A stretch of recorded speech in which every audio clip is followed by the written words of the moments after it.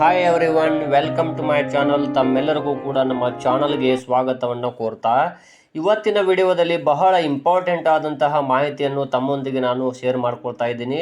So ತಾವೆಲ್ಲರೂ ಕೂಡ ವಿಡಿಯೋವನ್ನು ಸ್ಕಿಪ್ ಮಾಡದೆ ಸಂಪೂರ್ಣವಾಗಿ ನೋಡಿರಿ. ಇದು ಬಹಳಷ್ಟು ಇಂಪಾರ್ಟೆಂಟ್ ಆದಂತಹ ಮಾಹಿತಿ ಆಗಿರುತ್ತೆ. ನಮ್ಮ ಚಾನಲನ್ನು ಮೊದಲ ಬಾರಿಗೆ ನೋಡ್ತಾ ಇದ್ದೀರಿ ಅಂದರೆ ತಾವುಗಳು ಸಬ್ಸ್ಕ್ರೈಬ್ ಮಾಡಿಕೊಡ್ರಿ ನಮ್ಮ ಚಾನಲನ್ನು. ಅದೇ ರೀತಿಯಾಗಿ ಬೆಲ್ ಐಕನ್ ಕೂಡ ಒತ್ತಿ. ಇದು ಬಹಳ ಜನರಿಗೆ ಉಪಯುಕ್ತವಾಗುವಂಥ ವಿಡಿಯೋ ಆಗಿರುತ್ತೆ. ಹಾಗೂ ಇದು ಏನಾದರೂ ತಮಗೆ ಮತ್ತು ತಮ್ಮ ರಿಲೇಷನ್ಸ್ ಆಗಿರ್ಬೋದು ಅಥವಾ ಫ್ರೆಂಡ್ಸ್ಗಳಿಗೆ ಉಪಯುಕ್ತವಾಗುವಂತಿದ್ರೆ ತಾವು ಇದನ್ನು ಶೇರ್ ಮಾಡಿ ಅಂತ ಹೇಳ್ತಾ ಇದ್ದೀನಿ. Okay, let's begin the video. ಈಗಾಗಲೇ ಮೊರಾರ್ಜಿ ದೇಸಾಯಿ ವಸತಿ ಶಾಲೆ ಪ್ರವೇಶ ಪರೀಕ್ಷೆ 2025 ಫೆಬ್ರವರಿ 15ರಂದು ಮುಕ್ತಾಯಗೊಂಡಿದೆ ಮತ್ತು ಅಂತಿಮ ಅಂಕಪಟ್ಟಿಯು ಕೂಡ ಇಲ್ಲಿ ಕರ್ನಾಟಕ ಎಕ್ಸಾಮಿನೇಷನ್ ಅಥಾರಿಟಿಯವರು ಮಾರ್ಚ್ 14, 2025ರಂದು ಬಿಡುಗಡೆಗೊಳಿಸಿದ್ದಾರೆ. ಇನ್ನೇನು ಕೆಲವೇ ದಿನಗಳಲ್ಲಿ ಮೊದಲ ಸುತ್ತಿನ ಸೀಟು ಹಂಚಿಕೆ ಕೌನ್ಸಿಲಿಂಗ್ ನಡೆಯಲಿದೆ. ಇಲ್ಲಿ ಈ ನಡುವೆ ಸರ್ಕಾರ ರಾಜ್ಯದ ಅರ್ಧದಷ್ಟು ಮೊರಾರ್ಜಿ ವಸತಿ ಶಾಲೆ ಸೀಟುಗಳನ್ನು ವಿಶೇಷ ವರ್ಗದವರಿಗೆ ಮೀಸಲಿಟ್ಟು ಆದೇಶ ಹೊರಡಿಸಲಾಗಿದೆ. ಅಂದರೆ ರಾಜ್ಯದ 41,500 ಸೀಟುಗಳಲ್ಲಿ 20,750 ಸೀಟುಗಳನ್ನು ವಿಶೇಷ ವರ್ಗದವರಿಗೆ ಮೀಸಲಿಡಲಾಗಿದೆ. ಇಲ್ಲಿ ವಿಶೇಷ ವರ್ಗವೆಂದರೆ ಯಾರು, ಅವರು ಸಲ್ಲಿಸಬೇಕಾದ ದಾಖಲೆಗಳು ಯಾವುವು ಎಂಬುದನ್ನು ಹಿಂದಿನ ವಿಡಿಯೋಗಳಲ್ಲಿ ನಾನು ಸಂಪೂರ್ಣವಾಗಿ ತಿಳಿಸಿದ್ದೇನೆ. ತಾವು ಕೂಡ ನಮ್ಮ ಯೂಟ್ಯೂಬ್ ಚಾನಲನ್ನು ವೀಕ್ಷಿಸಬಹುದಾಗಿದೆ. ತಮಗೆ ಬಹಳಷ್ಟು ಉಪಯುಕ್ತವಾದಂಥ ಮಾಹಿತಿಗಳು ಆ ವಿಡಿಯೋಗಳಲ್ಲಿರುತ್ತವೆ. ಹಾಗಾದರೆ ಇಲ್ಲಿ ಸರ್ಕಾರ ಈಗಾಗಲೇ ಯಾವ ಶಾಲೆಗಳಲ್ಲಿ ಎಷ್ಟು ಸೀಟುಗಳನ್ನು ವಿಶೇಷ ವರ್ಗಕ್ಕೆ ಮೀಸಲಿಡಲಾಗಿದೆ ಎಂಬುದನ್ನು ಈಗಾಗಲೇ ಗೈಡ್ಲೈನ್ಸ್ ಕೂಡ ಬಿಡುಗಡೆ ಮಾಡಿರುತ್ತಾರೆ. ಈ ವಿಶೇಷ ವರ್ಗದವರು ತಮ್ಮ ಎಲ್ಲ ದಾಖಲೆಗಳ ಸಹಿತ ಅರ್ಜಿ ಸಲ್ಲಿಸುವುದು ಹೇಗೆ, ಯಾವ ರೀತಿ ಮತ್ತು ಹೇಗೆ ಅರ್ಜಿಯನ್ನು ಸಲ್ಲಿಸಬೇಕು, ಯಾವ ದಾಖಲೆಗಳನ್ನು ಸಲ್ಲಿಸಬೇಕು ಎಂಬುದನ್ನು, ಹಾಗೂ ಇಲ್ಲಿ ತಮಗೆ ಕಳೆದ ವರ್ಷದ ಅರ್ಜಿ ನಮೂನೆ ಅಂದರೆ ಆನ್ಲೈನ್ನಲ್ಲಿ ಅರ್ಜಿ ಸಲ್ಲಿಸುವುದು ಹೇಗೆ ಎಂಬುದು ಮತ್ತು ಆನ್ಲೈನ್ ಪೋರ್ಟಲ್ ಯಾವುದು ಎಂಬುದನ್ನು ನಾನು ಇವತ್ತಿನ ವಿಡಿಯೋದಲ್ಲಿ ತಮಗೆ ತಿಳಿಸ್ಕೊಡ್ತಾ ಹೋಗ್ತೀನಿ.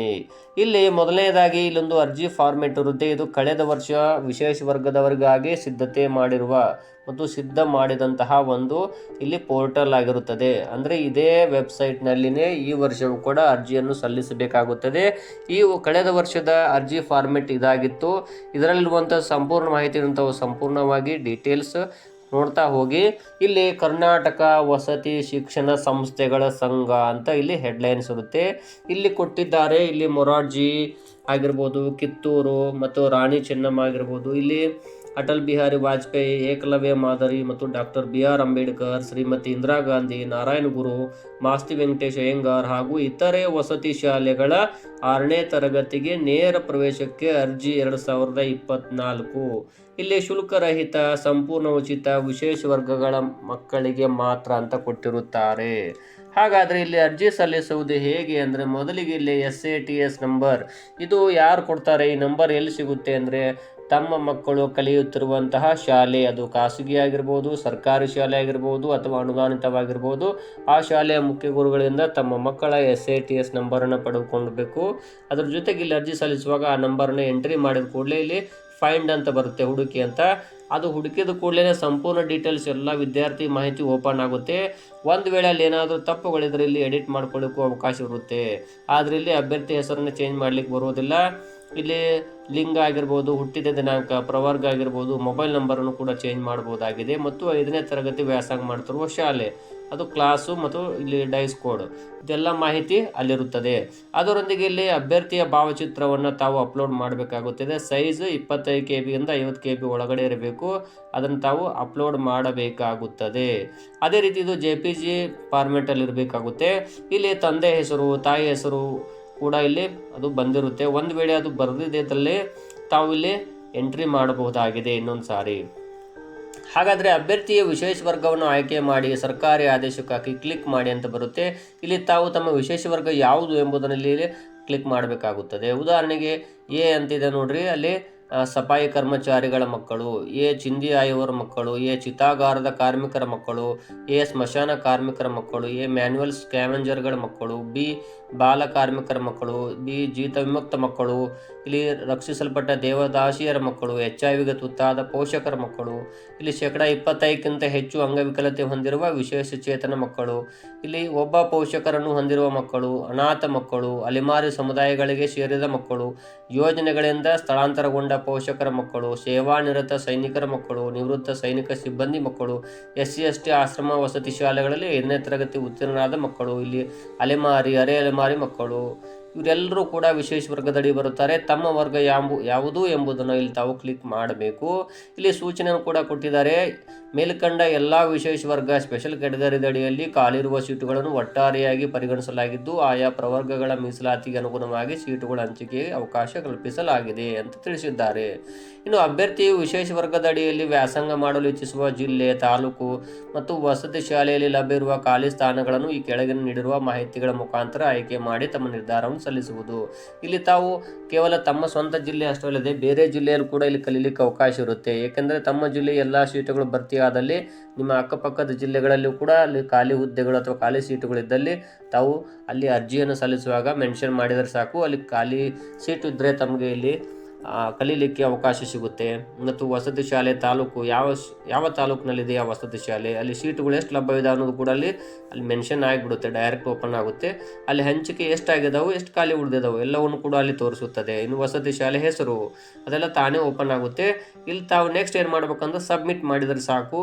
ಅಲ್ಲಿ ತಮಗೆ ಒಂದು ಪ್ರಿಂಟ್ಔಟ್ ಕಾಪಿ ಬರುತ್ತೆ. ಅದನ್ನು ತೆಗೆದುಕೊಂಡು ತಾವು ಯಾವ ವಸತಿ ಶಾಲೆಯನ್ನು ಆಯ್ಕೆ ಮಾಡ್ಕೊಂಡಿದ್ರಿ ಆ ಶಾಲೆಗೆ ಹೋಗಿ ಎಲ್ಲ ದಾಖಲೆಗಳ ಸಹಿತವಾಗಿ ಕೊಟ್ಟು ಇಲ್ಲಿ ಪ್ರವೇಶ ಪತ್ರದ ಜೊತೆಗೆ ಒಂದು ರಿಸೀವ್ಡನ್ನು ಇಸ್ಕೊಂಡು ಬರಬೇಕು. ಅದು ಅಡ್ಮಿಷನ್ ಆದ ಹಾಗೆ ಅಂತ ಅರ್ಥ ಆಗುತ್ತೆ. ಇನ್ನು ಇಲ್ಲಿ ಕೆಲವೊಂದು ಸೂಚನೆಗಳನ್ನು ಕೊಟ್ಟಿದ್ದಾರೆ. ವಿಶೇಷ ವರ್ಗದ ಮಕ್ಕಳಿಗೆ ಆಯೋಜಿಸಿರುವ 6ನೇ ತರಗತಿಗೆ ನೇರ ಪ್ರವೇಶಾತಿಯು ಸಂಪೂರ್ಣ ಉಚಿತವಾಗಿದ್ದು ಪೋಷಕರು ಯಾವುದೇ ರೀತಿಯ ಶುಲ್ಕವನ್ನು ಭರಿಸುವಂತಿಲ್ಲ. ಯಾವುದೇ ಮೂಲ ದಾಖಲೆಗಳು ಲಭ್ಯವಿಲ್ಲದಿದ್ದಲ್ಲಿ ಅಭ್ಯರ್ಥಿಯು ಸಲ್ಲಿಸಬೇಕಾದ ಸ್ವಯಂ ಘೋಷಣಾ ನಮೂನೆಯ ಡೌನ್ಲೋಡಿಂಗ್ ಕೂಡ ಇರುತ್ತದೆ. ಒಂದು ವೇಳೆ ನಿಮ್ಮ ಹತ್ತಿರ ವಿಶೇಷ ವರ್ಗದವರು ಆಗಿರ್ತೀರಿ ಆದರೆ ಯಾವುದೇ ದಾಖಲೆಗಳು ಇಲ್ಲದೇ ಇದ್ದಲ್ಲಿ ಇಲ್ಲಿ ಒಂದು ತಾವು ಸ್ವಯಂ ಘೋಷಣಾ ನಮೂನೆಯನ್ನು ಪಡೆದುಕೊಳ್ಬೇಕು. ಅದನ್ನು ಡೌನ್ಲೋಡ್ ಮಾಡಿಕೊಂಡು ಇಲ್ಲಿ A ಗ್ರೇಡ್ ಆಗಿರ್ಬೋದು ಅಥವಾ B ಗ್ರೇಡ್ ಅಧಿಕಾರಿಗಳಿಂದ ಅಲ್ಲಿ ಮೇಲ್ರುಜು ಮಾಡಿಸಬೇಕು. ಇನ್ನು ಅಭ್ಯರ್ಥಿಯು ಎಲ್ಲ ಪೂರಕ ಮೂಲ ದಾಖಲೆಗಳನ್ನು ಹೊಂದಿರುವವರ ಪ್ರವೇಶಾತಿ ಸಮಯದಲ್ಲಿ ತಪ್ಪದೇ ವಸತಿ ಶಾಲಾ ಪ್ರಾಂಶುಪಾಲರಿಗೆ ಸಲ್ಲಿಸಬೇಕು.